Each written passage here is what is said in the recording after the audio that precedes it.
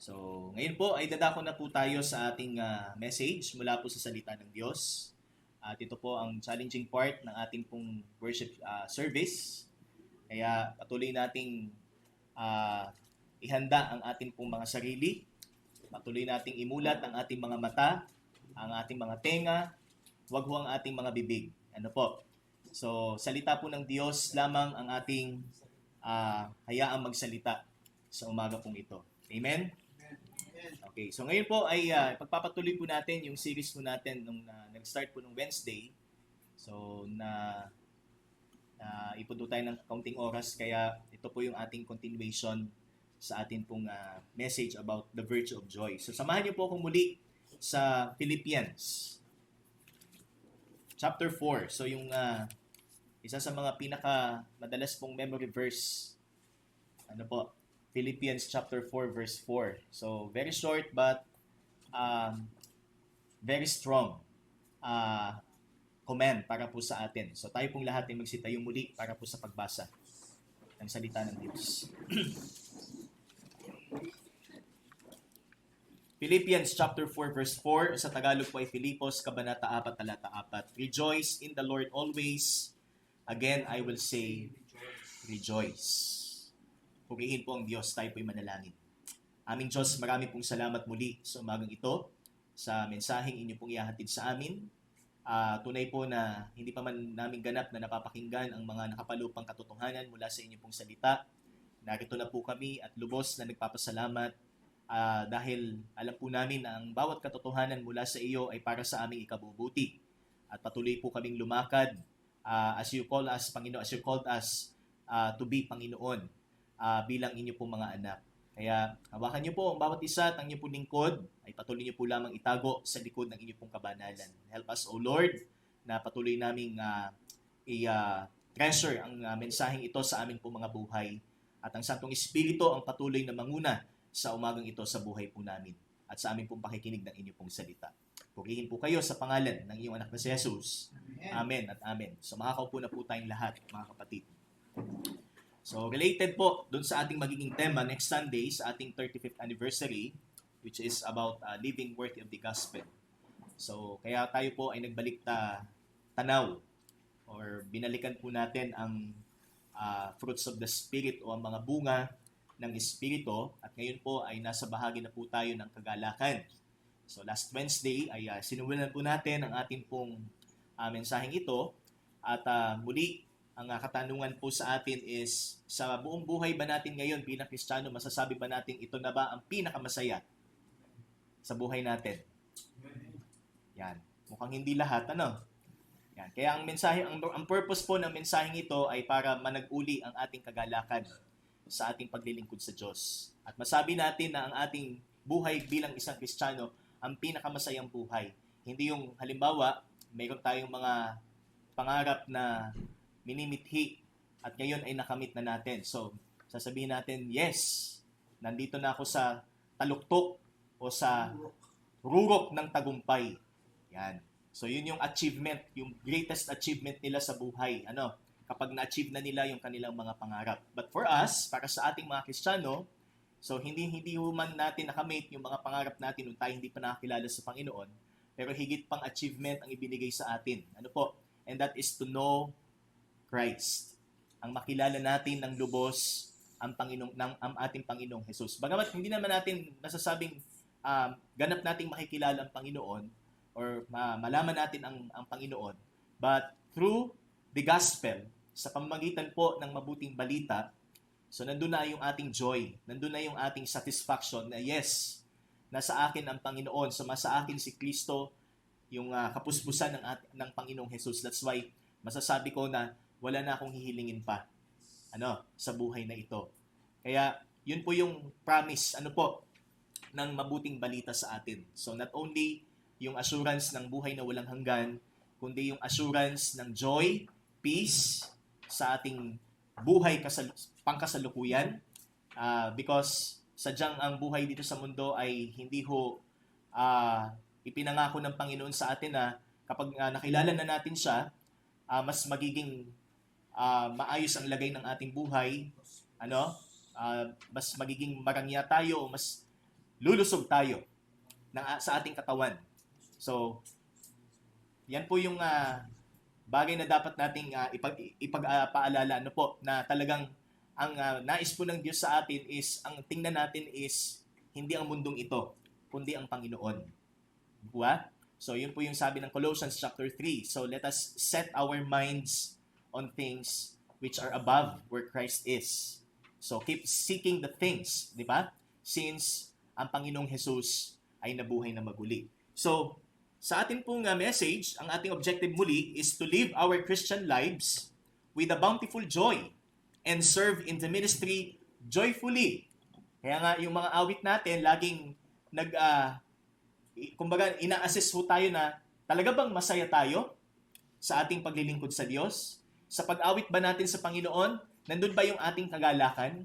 Kahit alam natin sa sarili natin, hindi naman ako marunong umawit Hindi naman ako magaling kumanta. But, inilagay sa ating puso ng Panginoon yung melody. Yung kagalakan na umawit. Yung kagalakan magbigay papuri sa Kanya. So, yan yung isa sa means kung paano po natin ma-express yung joy. Bukod sa alam natin yung katayuan natin ngayon bilang mga Kristiyano that we are now in Christ, tayo ay nasa Panginoon na, at ang kagalakan natin sa Panginoon is, sabi po dun sa 1 Peter, is joy inexpressible and full of glory. Hindi kayang ilarawan ng salita ang kagalakang ito.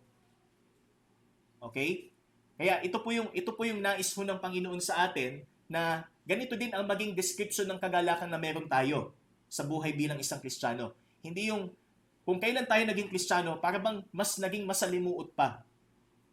Mas naging komplikado o mas naging malungkot ang buhay natin bilang isang Kristiyano. Kaya, yun po yung ating pong purpose, dito po sa message. So, to live our Christian lives with a bountiful joy, serve in the ministry with joy. Okay? So, ito po yung purpose po na mensaheng ito. So, we have the first point. Ito po yung ating shinare po nung Wednesday. So, the first 2 points are the definition and the descriptions of biblical joy. So, ano ba ang kahulugan ng kagalakan mula sa Biblia? So, first, it's an inner matter, inner thing, which means ito'y panloob na bagay o katotohanan. Hindi po ito panlabas. So, it's not happiness. So, hindi po ito yung, halimbawa, may napapanood tayo sa YouTube or sa TV na nakakatawa. So, yun yung joy. So, hindi po yun. That's only happiness. Kumbaga, yung mga panlabas na pangyayari o mga nakikita natin, ito yung nagtutulak sa atin para maging masaya. But, hindi po ito ang ibig sabihin ng joy sa Biblia. Sabi po dito, it's a feeling of inner gladness. So, that is from the word kara. At ang salitang ito ay mula po sa charis. Alam po natin yung salitang charis, which is grace. Ang ibig sabihin po ay biyaya o kagandahang loob. It carries the idea of inner gladness, delight, or rejoicing. So, panloob na kagalakan. So, hindi po ito panlabas o mula sa labas papunta sa loob. Ito'y mula sa loob palabas. So, magkaiba. Next, it is a spiritual thing. Ito po ay spiritual. Hindi po ito let's say, social. Ano po? Let's say, as long as marami akong nakikitang nagla-like sa aking post, yan, yun, doon ako masaya. As long as marami akong nakakasalamuha, time after time, doon ako masaya. So, hindi. It's not also emotional. Dahil ang emosyon ng tao, madali siyang magbago. Madali siyang mag-shift. Okay? Pero ito po ay spiritual. At it is based on spiritual realities. So meron tayong spiritual na katotohanan na dapat nating alalahanin upang mag-ibayo yung ating kagalakan. So yung ating pananampalataya sa Panginoong Jesus, 1 Peter chapter 1, you believe in Christ though you have not seen Him. Kahit hindi natin nakita ang Panginoon, pero naniniwala tayo, nagpapatuloy tayo sa paglilingkod, you, sabi dito, have the joy. Meron tayong kagalakan na hindi kayang ilarawan. Kaya hindi ho natin pwedeng ihambing ang paglilingkod natin sa Panginoon sa paglilingkod na ginagawa natin sa iba. Ito ho ang kagalakan ho natin sa buhay na ito. Ano ho? Paglingkuran natin ang ating Panginoon. Ang tagumpay ni Kristo, sabi doon, ang the victory of Christ over sin and death also tends us to be joyful. Kaya pag inalala po natin ang ginawa ni Kristo at ang tagumpay ni Kristo sa kasalanan at kamatayan, hindi ba tayo masaya, mga kapatid? Kaya nga po mayroong church, meron pong iglesia, meron pong gawain, meron po tayong fellowship.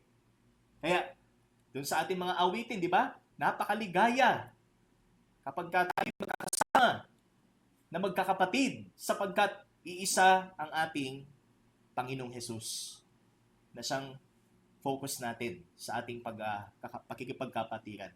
So, sa ating pagsamba, iisa ho ang ating object, ang Panginoon. Kaya, nandun po yung shared, na kagalakan. And, the example of Christ, ang halimbawa ng Panginoon, kaya sabi doon sa Hebrews chapter 12 is, the joy set before Him endured the cross. Now, He is sitting at the right hand of the throne of God. So, that is yung joy ng Panginoon na siya'y muling nasa piling ng kanyang Ama. But for the meantime, ano po ang nangyari sa Panginoon? Siya'y namatay sa krus ng Kalbaryo. He endured at the cross. Kaya yun yung moment ng Panginoon talaga ay sobrang nalungkot sapagkat tumalikod ang Ama at the very moment nadala niya ang kasalanan ng buong mundo. That's why he said, my God, why have thou forsaken me? Why have you forsaken me? But now, after the resurrection, when he rose again, muli siya ng buhay, so ngayon ay nasa kanan ng Ama. So sabi doon sa Hebrews 12, joy. Okay? That's the joy set before Him. Okay? So these are some of the spiritual realities that makes our joy in full. So meron man tayong kagalakan, pero kung sa tingin natin hindi pa ganap as compared sa iba, nakasama po natin ngayon na puspos ng kagalakan, alalahanin po natin ang Panginoong Hesus. Alalahanin natin ang kanyang sakripisyo at ang tagumpay niya. Amen? Amen. So that is the definition, okay? So it's an inner and spiritual, not outward or not from outside.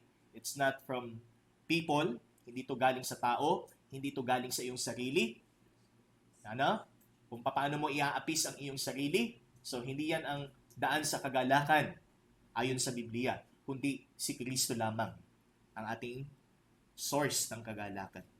Next is the descriptions of biblical joy. Ano ang mga paglalarawan ng salita ng Panginoon sa kagalakang ito? So we have, it is joy in and of the Holy Spirit. So ito po ay biyaya sa atin. Hindi po ito likas sa atin. Wala pong taong merong innate or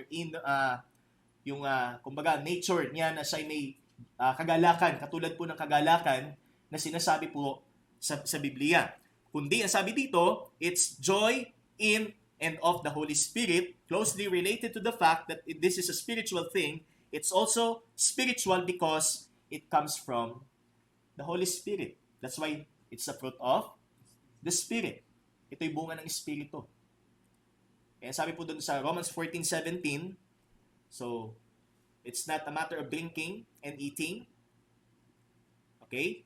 But righteousness and peace and joy in the Holy Spirit. So, it's not about your observance or any ceremony para masabi mong ikaw ay nasa Espiritu o nasa Diyos, kundi taglay mo ang bunga ng Espiritu sapagkat sumasa iyo ang Santong Espiritu. And also, biblical joy is joy in the faith. It is a shared joy in the brotherhood or in the church. So in Philippians 1:25, ang sabi po ni Apostle Paul is it's for your progress Okay? Kung ako'y pahintulutan ng Diyos na mabuhay pa sa mabuting balita, ito'y para sa inyong pag-unlad at sa inyong kagalakan sa pananampalataya. So siya ang gagamitin ng Panginoon para mas maging masaya at magalak ang mga taga-Pilipos na maglingkod sa Panginoon. Kaya ito yung kagalakang nais din po ng bawat isa at ng mga lingkod ng Diyos na ito ang ating pinakamimithi na gawin sa bawat araw, ang paglingkuran natin si Kristo. So hindi naman po ibig sabihin ng paglilingkod sa Panginoon hanggang dito lamang po sa 4 na sulok ng ating bahay panambahan. Ang paglilingkod natin sa Panginoon is yung ating pagsasabuhay ng kanyang salita. So, kung paano natin i-share ang mabuting balita sa ating mga kaibigan, kung paano natin sinisikap na i-divert yung ating conversation papunta sa mabuting balita. So, that is also the way of serving our Lord Jesus Christ. At yan ay kalakasan ng bawat isa po sa atin. And biblical joy is joy in the Lord, or joy of the Lord. So in Nehemiah chapter 8 verse 10, the joy of the Lord is your strength. What is the joy of the Lord? Ano pong sinasabi dito ni Nehemiah? Na kagalakan ng Panginoon. So because the context there speaks of the reaction o yung response ng mga tao doon sa law, kung gaano sila ka-disobedient sa Panginoon. Pero ipinapaalala pa rin sa kanila na ang kagalakan ng Diyos is not only is not to condemn, okay, but to provide them forgiveness. Bigyan sila ng pagkakataong magsisi at patatawarin sila ng Panginoon. Kaya His joy of forgiving His people, His joy of saving sinners, and His joy to bless all people is our strength. Kalakasan natin kung paano tayo pagpalain ng Panginoon. Kaya tingnan natin ang sarili natin ngayon. Masasabi ba natin tayo ba isang palad? Tingnan natin mabuti ang ating sarili. Kung sa tingin natin tayo na ang pinakakawawang tao sa balat ng lupa, but we are not the most pitied. Because tayo po yung mga ligtas. Tayo po yung mga lingkod ng Panginoon. Tayo po'y anak ng Diyos na kanyang kinupkop. Kahit masalimot ang buhay natin sa mundong ito. Kahit ang problema natin ngayon, problema din ng mga taong wala sa Panginoon. But ang kaibahan po natin, meron tayong Panginoon. Meron tayong Diyos na kilala nating personal na siyang pinaglilingkuran natin. At ang Diyos na personal na ito ang nagbibigay sa atin ng kagalakan. Okay? So, biblical joy is joy of and joy in the Lord. That's why, in Psalms, makikita po natin, in Psalm 100 verse 2, let us serve the Lord with gladness. Huwag tayong maglilingkod sa Diyos na ang mukha natin hindi masaya. Huwag tayong sasamba sa Panginoon na ang mukha natin ay walang expression. Yan. Wala. As in, lipad. O lutang. Ang ating espiritu pag tayo nasa loob ng bahay panambahan. Let us serve the Lord with gladness, brothers and sisters. Paglingkuran natin siya ng may kagalakan. And come into His presence with singing. Kaya sa pag-awit natin, tayo maging masaya. Hindi yung pilit tayo pag-aawit. Hindi lang dahil hindi natin alam yung titik o yung lyrics. Pero from the bottom of your heart. Okay? Mula sa kaibuturan ng iyong puso, ikay umaawit ng may kagalakan sa Diyos. Sapagkat kilala mo ang Panginoon. And also, in Psalm 95, binasa po natin kanina sa ating pastoral, okay, in verses 1 to 3, ano po ang sabi dito? Psalm 95, "O come, let us sing to the Lord, let us make a joyful noise." Okay? A joyful noise. Hindi po yung noise na annoying, but a joyful noise to the rock of our salvation. Let us come into His presence with thanksgiving. Let us make a joyful noise to Him with the songs of praise. So with joy. Hindi po ito ingay or loud sound, na kaya nating ibigay sa Panginoon. Kumbaga, by emotions. So yun yung kaibahan po natin, sa ibang relihiyon. Na sila by emotion.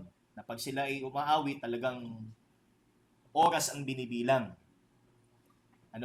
Tapos yung message is repeated. Paulit-ulit siya. Na yun lang yung lyrics. But here, sabi dito, let us make a joyful noise to the rock of our salvation with songs of praise. Hindi mo pwedeng bibig lang. Hindi mo pwedeng yung lakas lang ng pag-awit. Kailangan din po ng intellect. Okay? Yung isip natin, kailangan nasa tamang pag-iisip. Na ang pag-iisip natin ay naka-focus sa Panginoon na lumikha sa atin at Diyos na nagligtas sa atin. That's why we're here this morning filled with gladness and filled with thanksgiving. Amen? Amen. Huwag tayong pupunta sa church na, sabi nga, parang dissatisfied tayo. Dissatisfied tayo sa Panginoon. Kaya, biblical joy is joy in the Lord and a clear reminder of God's gracious character and power. Kaya napakalaga po yung ating knowledge of God. Kung gaano natin kakilala ang Diyos sa kanyang pasensya, kung gaano natin kakilala ang Diyos sa kanyang biyaya, kung gaano natin kakilala ang Diyos sa kanyang hustisya, yan ang magpapalago sa atin sa kagalakan. Hindi yung kagalakan lang natin is only to the good, sa mga mabubuting katangian ng Diyos at doon sa mga hindi paborableng katangian niya para sa atin. Kundi sa lahat ng katangian ng Panginoon, ito'y dahilan para tayo magalak sapagkat nagaganap kung ano ang kanyang nais. So those are the descriptions of biblical joy. At yan ang kagalakang iniligay sa atin. At mag-respond ho tayo ng tamang pagsamba at pag-awit sa Panginoon. And now, so tayo po ipapasok sa pangatlong punto. So ito po yung continuation po natin. The directives for biblical joy. So meron po tayong ilang mga talata na kumbagay reference po natin sa punto pong ito. So as Christians bestowed with the fruit of the Spirit that includes joy, the Scripture commands us straightforwardly to live with a life of joy. Not only na sinasabi ng Biblia na may kagalakan ang mga lingkod ng Diyos o taglay natin ng kagalakan, but apply it. Ilapat natin sa ating mga buhay ang kagalakan. Maging masaya tayo. Huwag lang ang kasiyahan ay pag may okasyon. Sadly, may nangyayari pong ganyan. So, pag halimbawa ay may okasyon sa church, anniversary, okay? Pero pagka yung ordinaryong worship service, so medyo tatamarin. Diba?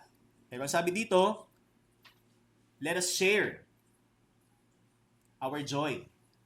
I-share natin ang kagalakan ng pagiging Kristiyano natin sa kapatiran. Kaya nandito ho tayo para maging pagpapala din tayo ng Panginoon sa ating kapwa mananampalataya. So the directives for biblical joy we have, first, by keeping the Lord's commandments.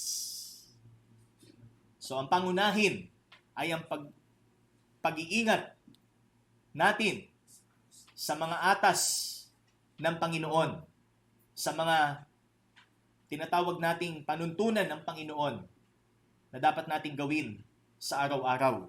In John chapter 15, verses 10 to 11, ano po ang sabi ng Panginoon sa kanyang mga alagad? If you keep my commandments, you will abide in my love, just as I have kept my Father's commandments and abide in His love. So kung paanong kayo'y nasa akin, because the theme here talks about abiding in Christ, yung pananatili, signifies relationship sa Panginoon.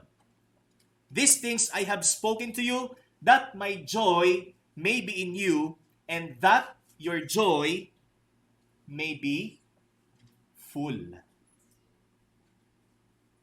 So that's the purpose. Kaya hinihimok tayong sumunod tayo sa Panginoon upang maging ganap ang ating kagalakan. Dahil ang hindi pagsunod sa Kanya, anong kagalakan ng ating maating?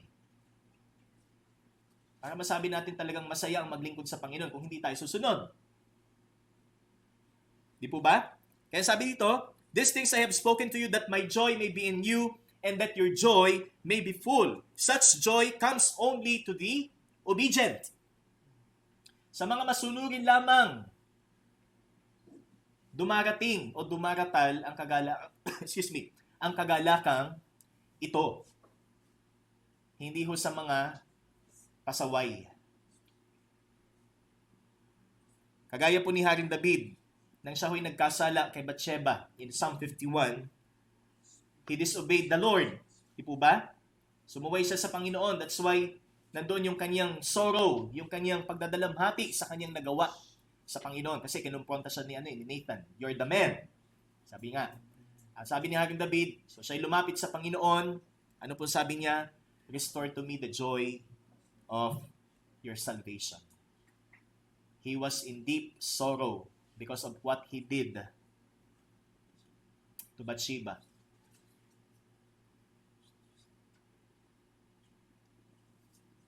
Ang pagkakasala ho ay daan sa pagdadalamhati.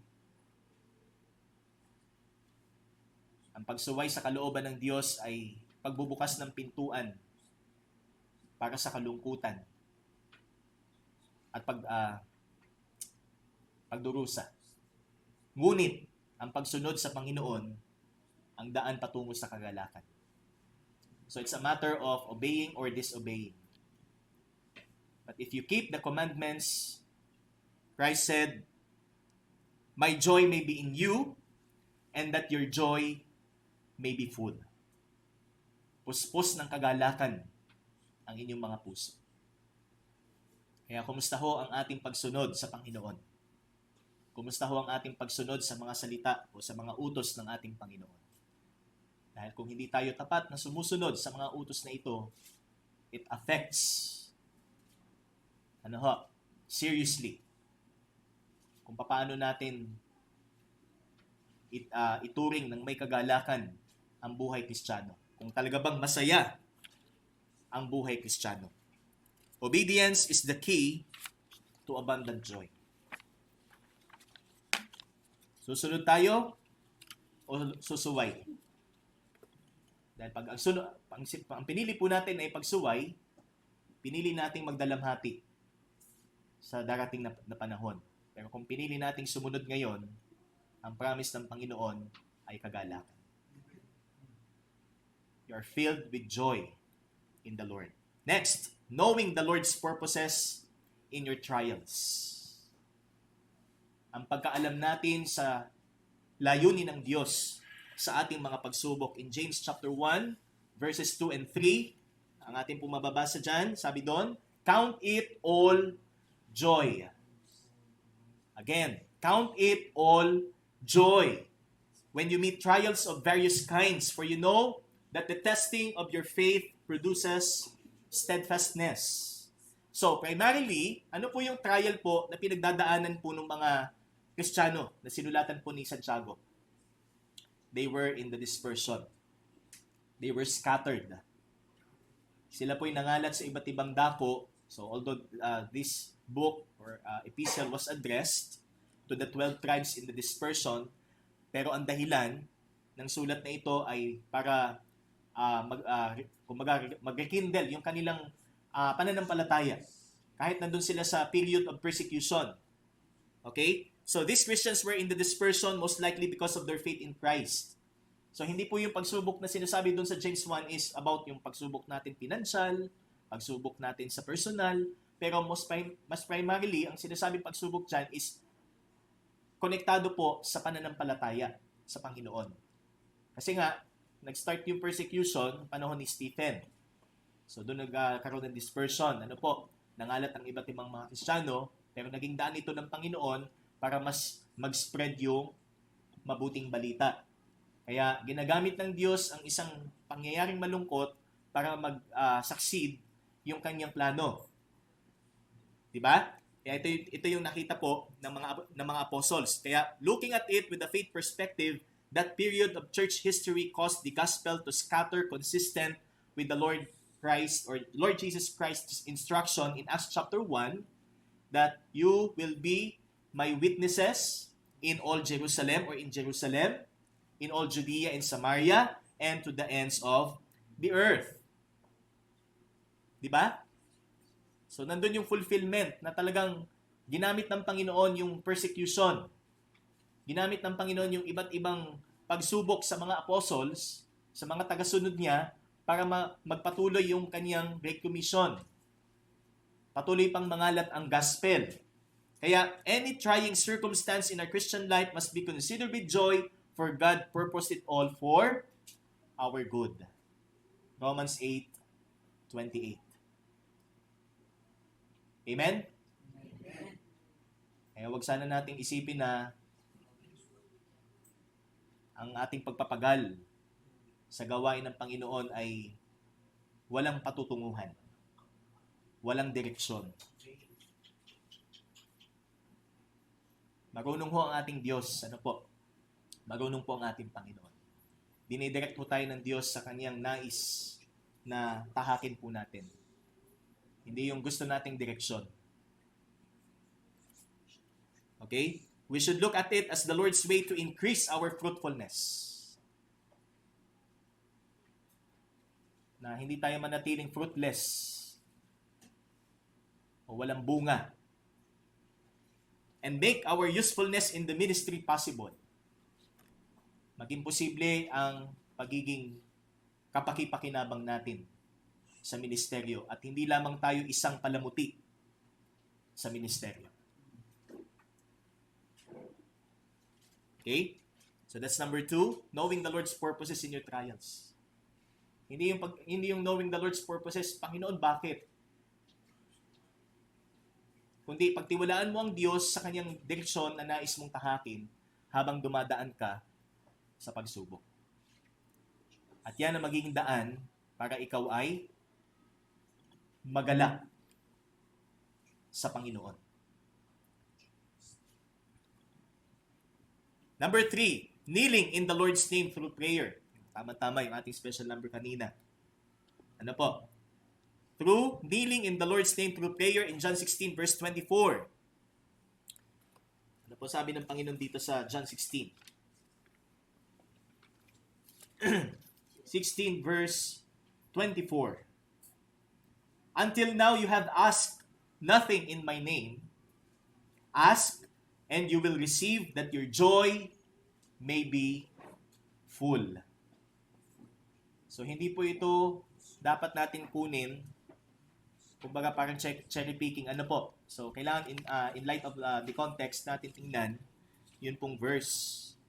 So, kasi ang mga alagad, so sa kanilang panalangin, so sabi ng Panginoon ay hanggang ngayon you have asked nothing in my name. They were in the state of anxiety sa mangyayari sa Panginoon. But ask and you will receive, that your joy may be full.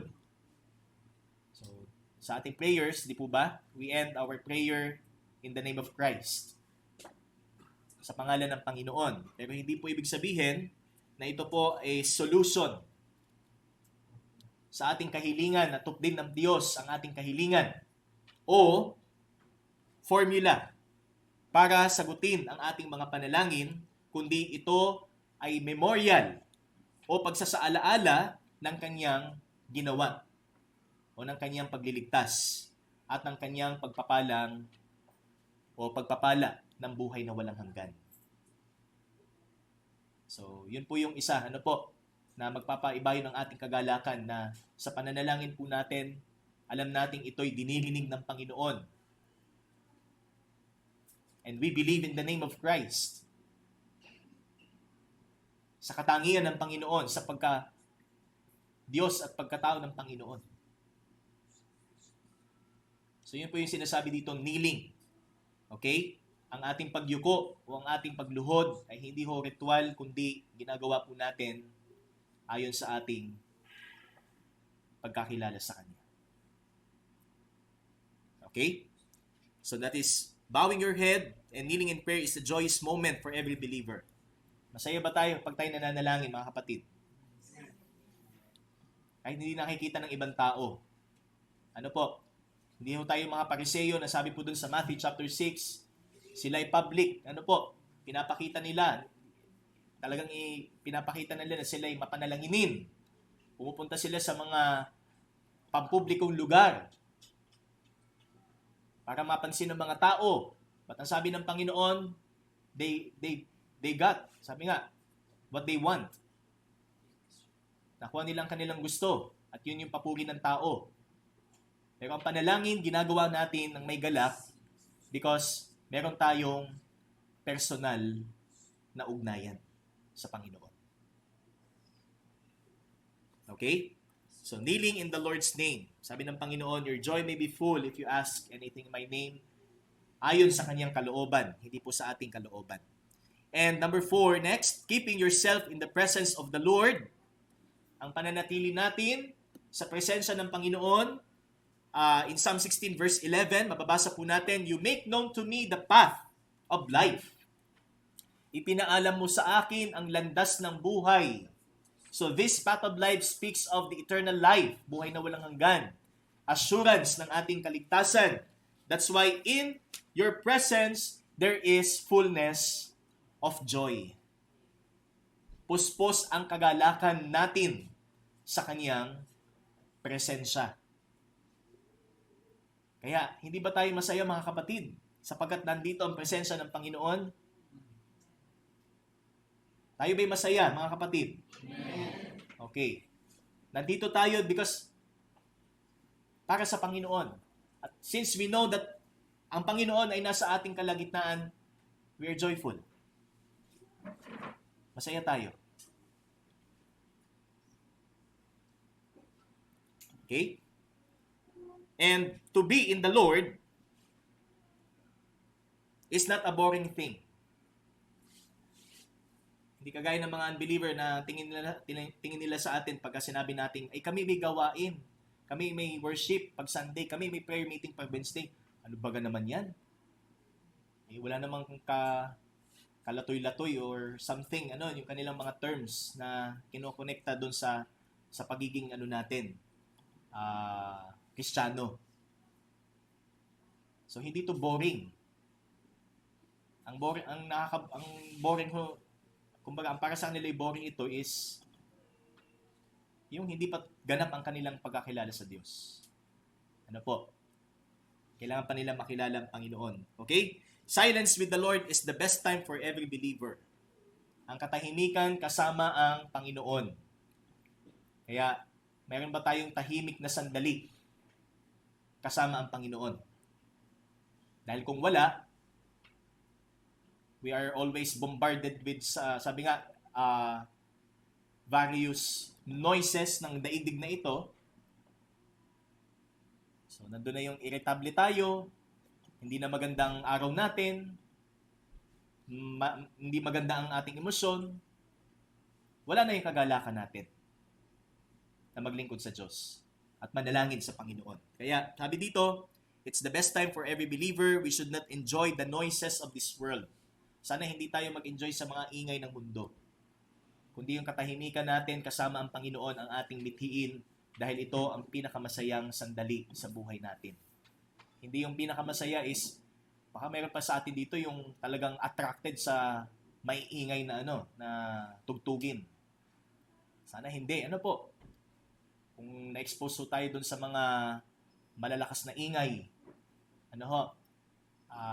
kung na-entertain tayo sa mga ingay at hindi ho sa katahimikan, kasama ang Panginoon. So, be warned, brothers and sisters. Huwag sana ang joy natin is yung bagay na taliwas sa sinasabi po ng banal na kasulatan.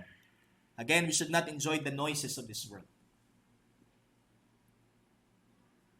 It pollutes, sabi nga, it pollutes our minds to question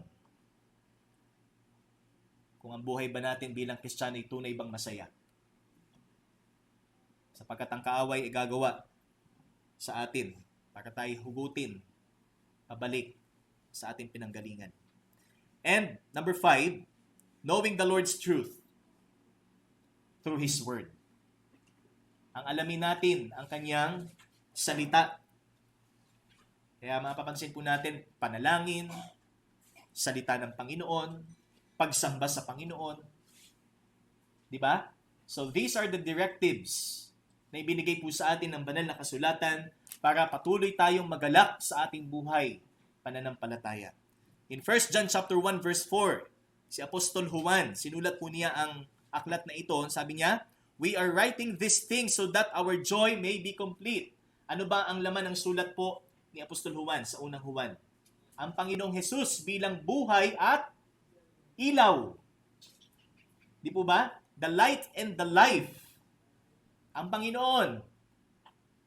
Bagamat dekada na ang nakaraan, matapos umakyat sa langit ang Panginoon, bago po isulat ho ni Apostol Juan ang unang Juan. But ang sabi niya, "This I am writing so that our joy may be complete."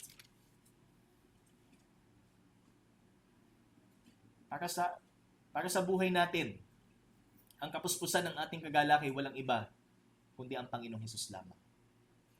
Alalahanin natin sa pamamagitan ng kanyang salita, ang kanyang sakripisyo at ang kanyang buhay upang ang kagalakan natin ay maging ganap. Apostle John was at his 80s when he wrote 1 John. But his joy of writing about his personal encounter with Christ is like when he was on his teenage years.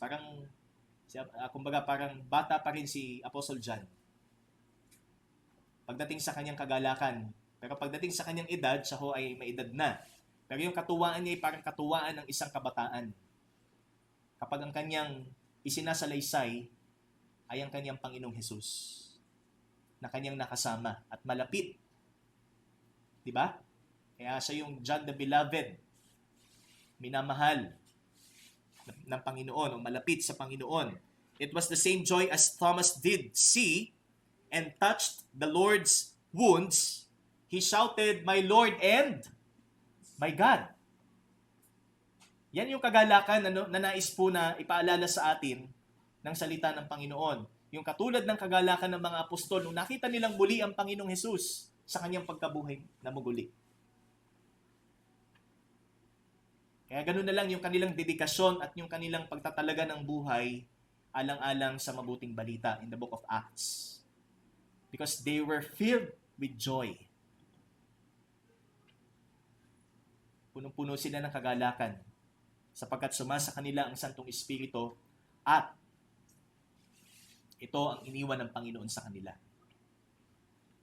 Meron ding iniwan ang Panginoon sa atin.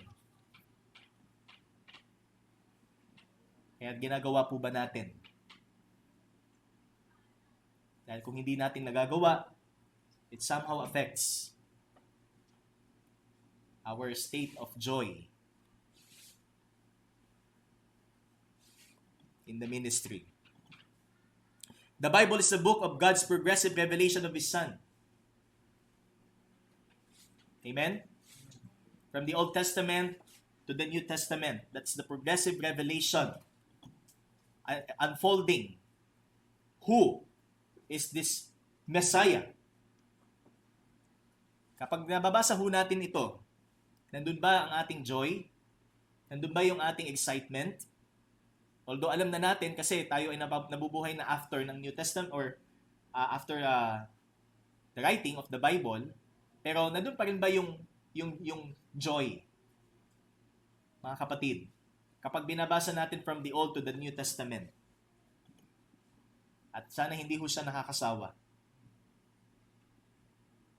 Hindi katulad ng isang palabas, pag napanood na natin or isang pelikula, na pag napanood na natin ng isang beses, pag napanood na natin ng padalawang beses, ay ganito yan. So meron na agad tayong parang pinipreempt na natin yung tao dun sa mangyayari. Di ba?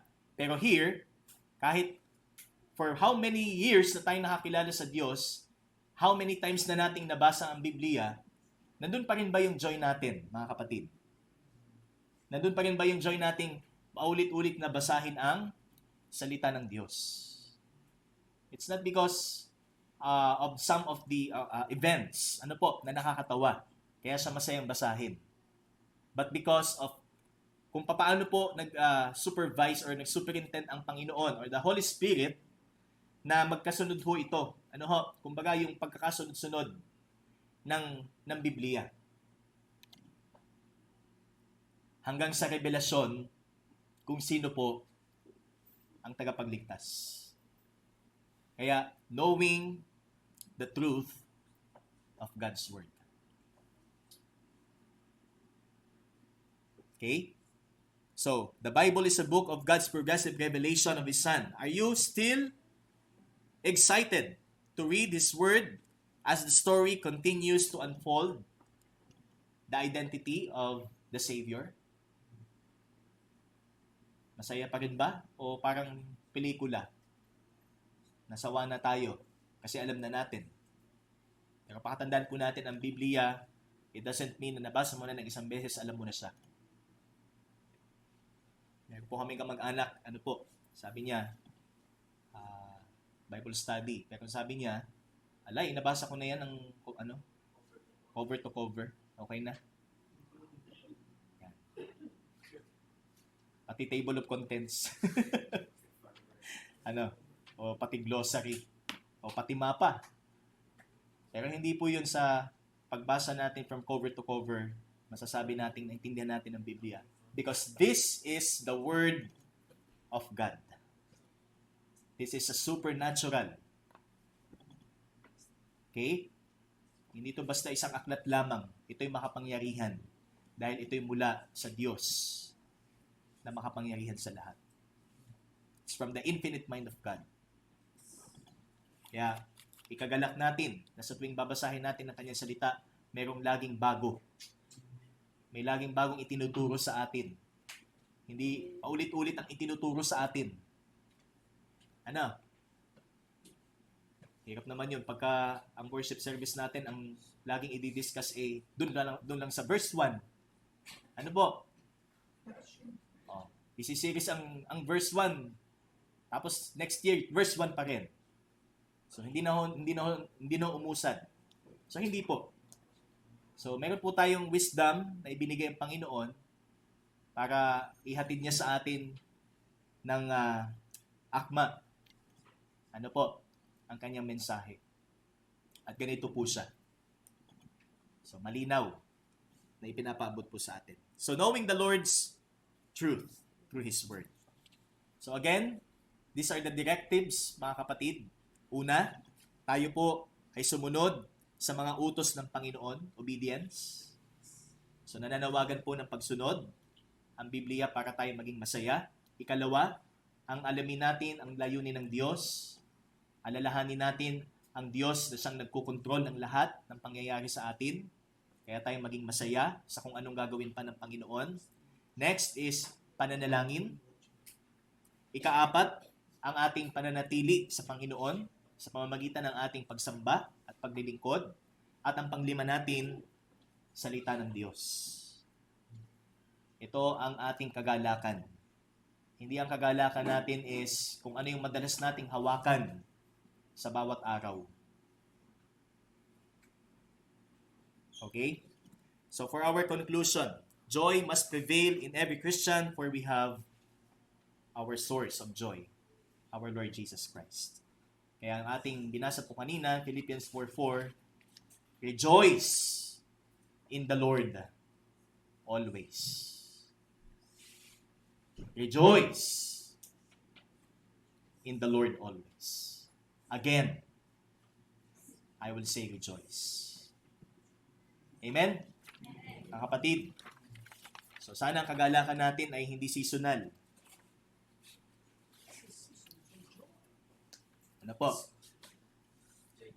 Huwag sanang seasonal ang ating kagalakan. Bare months, masaya tayo. Pagpatapos ng Pasko't Bagong Taon, wala na. Matamlay na uli ang ating paglilingkod sa Panginoon pagkatapos ng okasyon. O pagka mainit, So, Nandun yung ano natin, yung reaction natin. Ano po? Pag mainit. So, it's also way para masabi natin, hirap talaga ng buhay. Ay, mas mahirap po pag sa kabila. Ano ho? Kasi yung init na ito, wala pa ho yan sa init na ipaparanas ng Diyos bilang puot niya sa kasalanan. Kaya ikagalak natin ang ginawa ng Panginoon sa atin. Patuloy niyang ginagawa sa ating mga buhay. Tayo po'y manalangin. Aming Diyos, marami pong salamat sa inyo pong salita. Salamat po sa biyaya ng kagalakan. Salamat po sa bunga ng Espiritu na patuloy po na ipinapanawagan nyo at itinuturo sa amin na kami mabuhay para po rito. At mabuhay kami ng may kagalakan, anuman ang aming pinagdadaanan sa buhay. At maging instrumento ang kagalakan ito para sa marami pang mga taong wala pa sa iyo. Tulungan niyo po kami na patuloy naming maisakatuparan ang inyo pong Great Commission, Panginoon, ng may kagalakan. Ikaw lamang, O Diyos, ang siyang pagmumulan po ng kalakasan at kagalakan po namin ito. Kaya salamat pong muli sa lahat ng ito. Purihin ka sa pangalan ng iyong anak na si Jesus. Amen. Amen at amen. Sa Diyos po ang kapurihan.